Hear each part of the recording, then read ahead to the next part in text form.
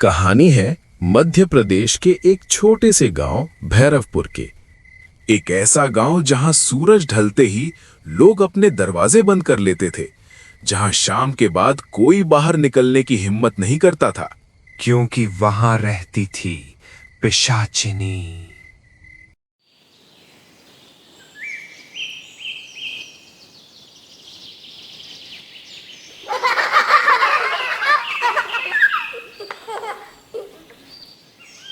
चलो सब लोग चंद्रकला दीदी के पास चलते हैं, उन्होंने बुलाया था।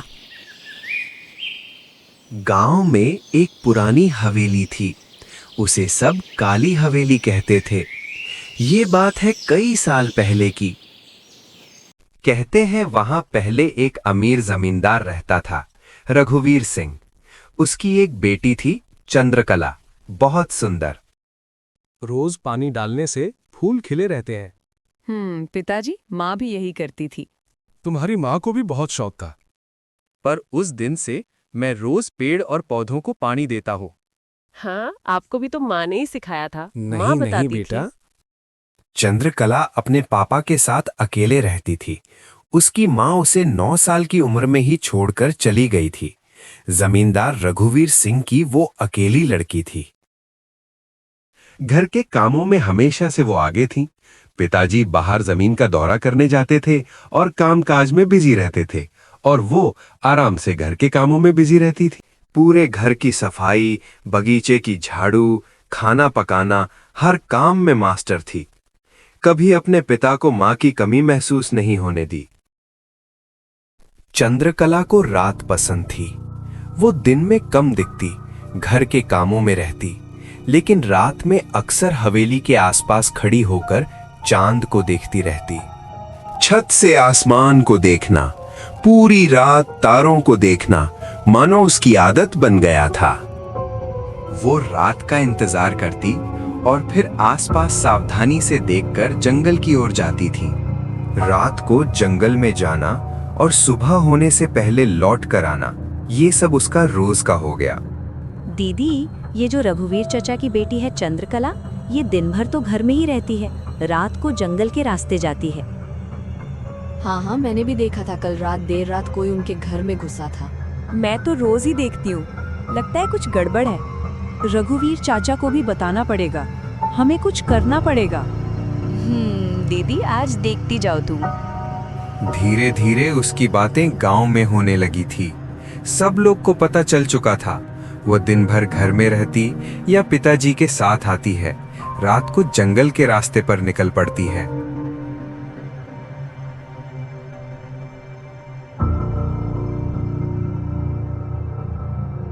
गांव में अजीब सी परेशानियां आने लगी। लोगों के पशु गायब होने लगे। किसी दिन किसी का बकरा गायब होता तो किसी दिन किसी का बैल।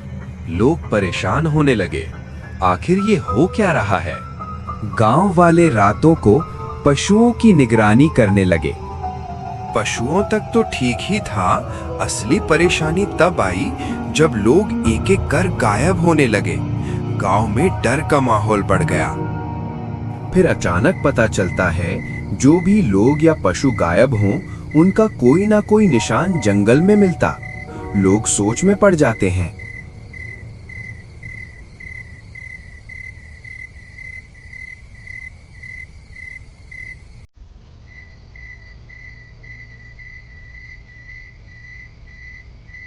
मोहन।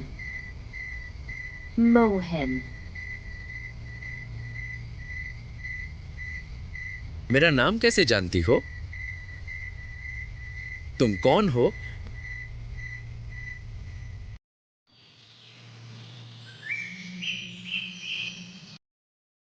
अरे क्या हुआ? क्या कर ये तो शांताबाई का बेटा मोहन है। ये तुम जाओ और पूरे गांव को बुला के लाओ यहाँ। मोहन उस रात शहर से वापस आ रहा था। उसके साथ क्या हुआ, किसी को कुछ मालूम नहीं। उसका शरीर जख्मी था, लेकिन खून एक बूंद भी नहीं था। पुलिस आई, इन्वेस्टिगेशन हुई, लेकिन कुछ पता नहीं चला। गांव में एक काफी पुराने और समझदार बाबा रहते थे। एक दिन वो सभी लोगों को इकट्ठा करते हैं और कहते हैं, ये पशुओं का गायब होना और गांव के लोगों का मरना ये कोई इत्तेफाक नहीं, ये सब पिशाचिनी कर रही है। कुछ लोग उनकी बातों पर यकीन करते हैं तो कुछ मजाक बनाते हैं। हद तो तब हो जाती है जब अगले दिन 2 और लाशें जंगल में मिलती हैं। सबका हाल एक जैसा, ना कोई चोट ना कोई खून, जिस्म पर कोई घाव का निशान नहीं। चंद्रकला के रात में जंगल जाने की बात पूरे गांव में फैल चुकी थी। एक रात गांव का एक नौजवान लड़का महेश रात होने से पहले चंद्रकला की हवेली के पास जाकर छुप जाता है। जैसे ही रात होती है, उसे हवेली के अंदर से किसी के चीखने की आवाज आती है। वो हवेली की खिड़की से अंदर की ओर देखने की कोशिश करता है और जैसे ही वो देखता है, वहां उसके होश उड़ जाते हैं। चंद्रकला धीरे धीरे पिशाचिनी में बदल गई और जो उसने देखा उसका खून जम गया। चंद्रकला जमीन पर झुकी हुई थी। उसके दांत लंबे हो चुके थे, आंखें लाल, बाल खुले हुए और उसके सामने एक आदमी की लाश। वो उसका खून पी रही थी। महेश जैसे ही पीछे हटा, उसका पैर किसी लकड़ी से टकरा गया। आवाज हुई। चंद्रकला ने धीरे से अपना सिर घुमाया। उसकी लाल आंखें सीधा रवि पर टिक गई और वो मुस्कुराई। महेश जंगल की तरफ भागता है। कुछ दूर तक महेश का पीछा एक काली परछाई करती है। महेश उसे मुड़ मुड़ कर देखता है और आगे बढ़ता जाता है। वो परछाई अचानक पिशाचिनी में बदलने लगती है। महेश जान बचाने के लिए भागता है, पर पिशाचिनी उसके पीछे पीछे। फिर महेश को पिशाचिनी पकड़ लेती है। सुबह होती है।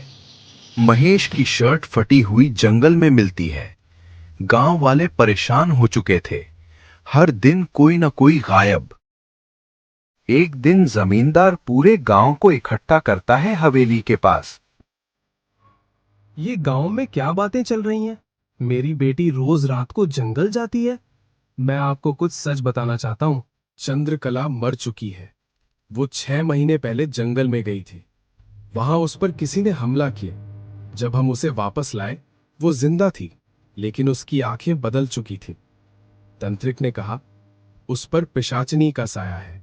उसका शरीर जिंदा है, लेकिन उसकी आत्मा किसी और के कब्जे में है। हमें मिलकर इसे रोकना होगा, नहीं तो ये एक एक कर सबको मार देगी।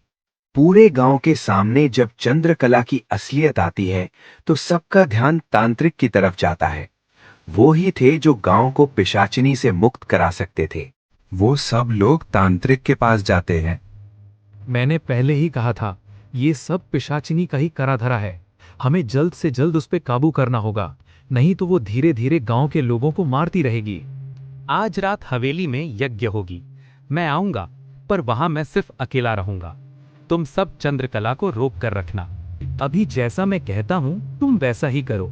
आज अमावस्या की रात है।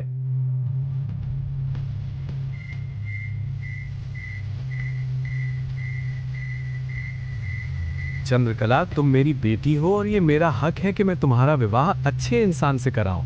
मैंने सोचा है तुम्हारे विवाह गांव के सरपंच साहब के लड़के सौरभ से करा दूं। इसलिए पूरे गांव को इकट्ठा करा है। अगर तुम्हें इस पर कुछ कहना है तो कह सकती हो। मैं अभी शादी नहीं करूंगी। पर ऐसे क्यों? मेरी मर्जी नहीं है। चंद्रकला के साथ काली परछाई भी थी। वो सब वही कर रहे थे जैसे तांत्रिक ने उन्हें बताया था।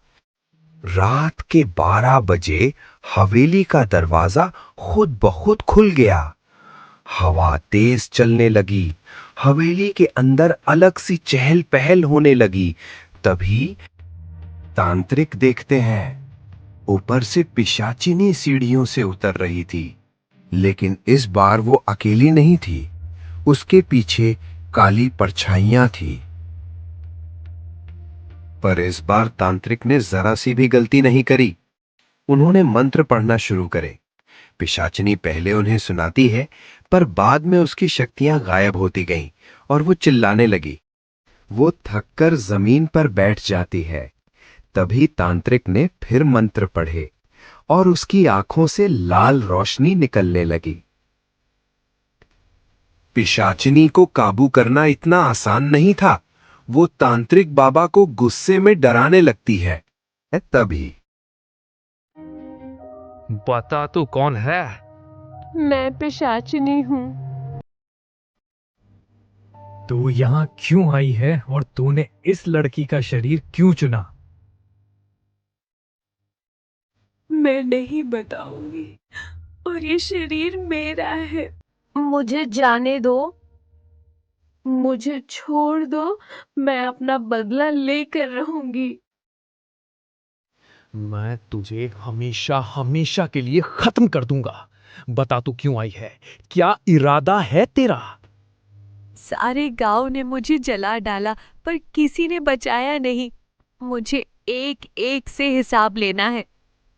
तुम मुझे नहीं मार सकते, मुझे छोड़ दो। ऐसा नहीं हो सकता पिशाचिनी। तभी तांत्रिक हवन कुंड में कुछ डालते हैं और वहां से रोशनी निकलती है। पिशाचिनी के अंदर से काला धुआं निकलने लगता है। तांत्रिक लगातार मंत्रों जाप करने लगते हैं। पिशाचिनी की आत्मा काले धुएं को छोड़कर वो गांव के घने जंगल की ओर निकल जाती है।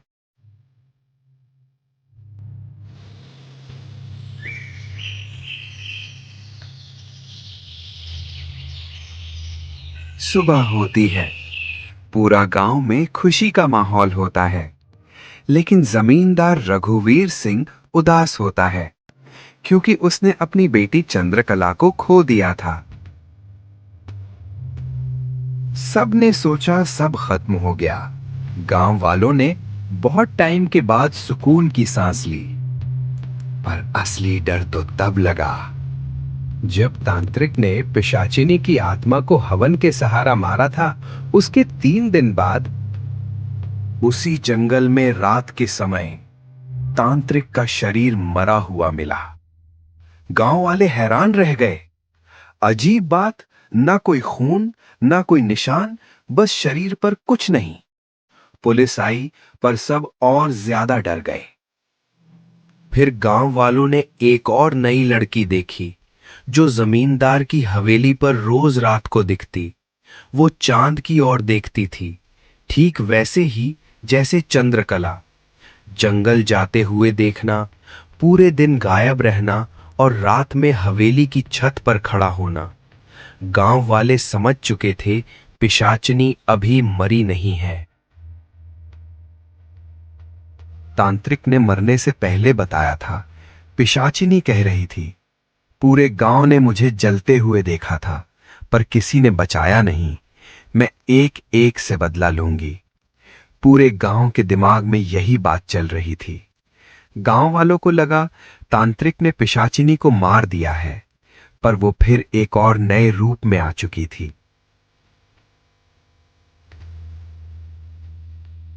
ये बात है कुछ साल पहले की, जब जमींदार रघुवीर सिंह के पिता ठाकुर मोहन सिंह गांव के सरपंच हुआ करते थे।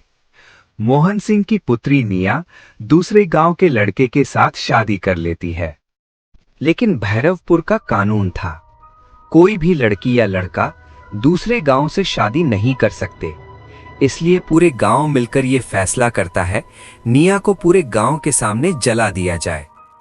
निया ऐसा करने वाली पहली लड़की थी गांव की, इसलिए उसे पूरे गांव के सामने जला दिया जाता है ताकि आगे चलकर कोई ये कदम नहीं उठा पाए। सरपंच मोहन सिंह का दिल तो दुखता है, पर वो गांव के लोगों के लिए अपनी ईमानदारी और प्रतिष्ठा के खातिर अपनी बेटी को त्याग देते हैं। कुछ समय बाद उनके घर एक लड़का जन्म लेता है जिसका नाम वो रखते हैं रघुवीर सिंह। गांव वाले समझ चुके थे ये पिशाचिनी ही ठाकुर मोहन सिंह की लड़की निया है जो कि अपना बदला लेने आ चुकी है। अब ये एक एक कर लोगों को मारेगी। इसीलिए लोगों ने भैरवपुर खाली कर दिया। कुछ लोग रात के अंधेरे में सामान निकालते रहे, कुछ बिना सामान ही भैरवपुर छोड़ आए। कहते हैं उस रात के बाद जो भी भैरवपुर में रुका रहा उसका कुछ पता नहीं चला। पास के दूसरे गांव वाले अभी भी भैरवपुर के रास्ते पर जाने से डरते हैं। वहां के जंगलों से अजीब किस्म की आवाज आज भी दूसरे पास के गांव वालों को सुनाई देती है। पिशाचिनी ने पूरे भैरवपुर को तबाह कर दिया था।